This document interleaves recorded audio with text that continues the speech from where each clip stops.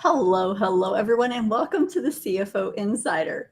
My name is Amy Brownell, and I go live here on YouTube every single Tuesday at 1 o'clock Eastern, 10 a.m. Pacific to talk all things CFO and advisory services related. So today we're going to talk about demand and why demand is skyrocketing off the charts. Before we get into that, though, I'd really love it if you'd hit that subscribe button so you're notified every time I go live and whenever I drop new content. So would love that. Hit subscribe. Let's get into this. First, let's talk about some statistics. Well, one of the reasons that CFO services are so in demand is because there are 34 million small and medium-sized businesses in the United States. I mean, that is a lot of people who need help with their financial statements. And a lot of those businesses, 82% exactly, they fail because they have cash flow issues. And most of them, 72%, say that they need financial guidance. There is no one else in their business, no one else in their life who is able to provide the financial guidance, the strategy, the growth plans that they need to achieve their goals. And here's a fun fact. Did you know that 62% of those that are pitched CFO services say yes? 62%, that's massive.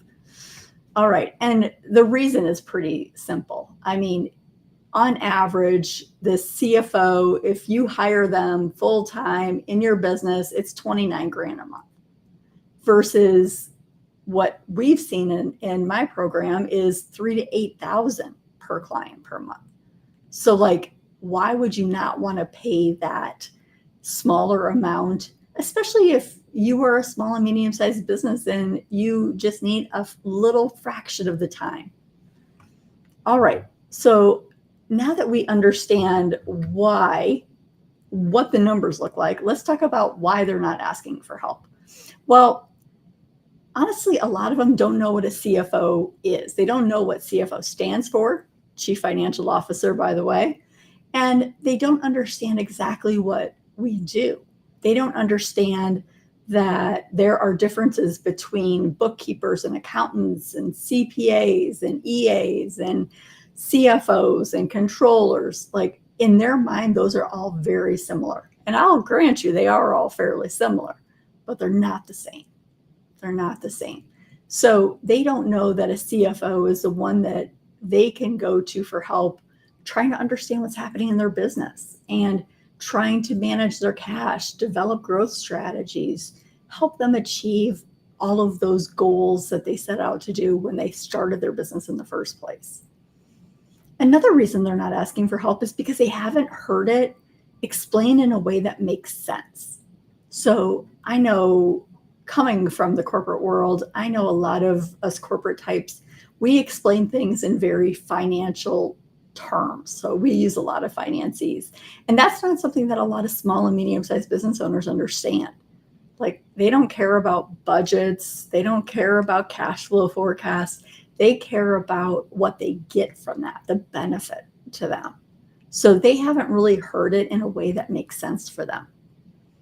Often they feel like they can't afford it. They think that, hey, a CFO is just for the big guys. I don't need it. I can't afford it. And honestly, they're too busy putting out those daily fires to even think about the long term.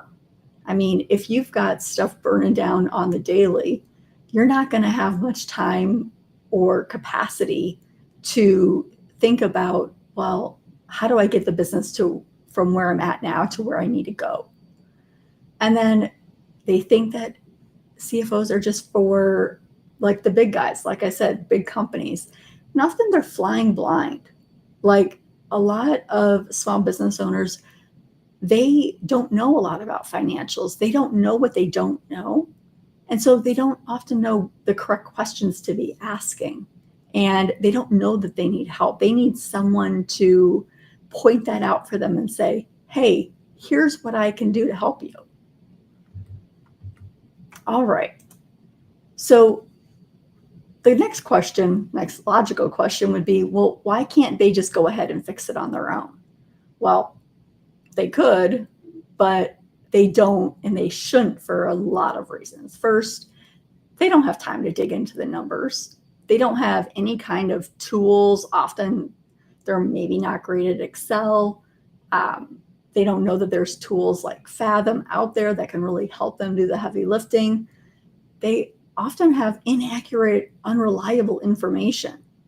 So, I mean, one of the cardinal rules of CFO work is garbage in, garbage out. You have to have good, clean data. And if they don't know that they have it or not, doing the CFO work doesn't make a lot of sense.